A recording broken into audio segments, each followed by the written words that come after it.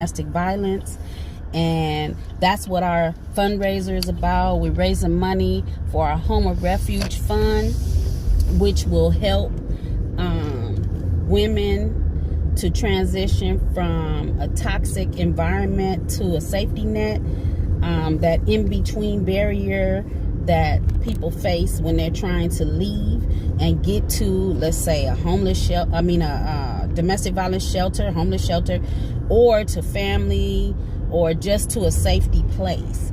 And we are raising money to bridge the gap. And one of the things that I do daily when I'm driving is I'm always talking to, I usually talk to at least 3 to 4 women a week about domestic violence. Like, they just automatically just start sharing with me their situation. And every time if I can't tell them anything else, sometimes I have a little time to share and sometimes I don't. So I may have 5 minutes of their time. And the main thing that I try to drill in them is educate yourself about domestic violence. Educate yourself. Domestic violence is it's like recidivism. It continues. It shows up with a different face. Sometimes it's the same face, sometimes it's a different face, and sometimes it can even change you into becoming an abuser.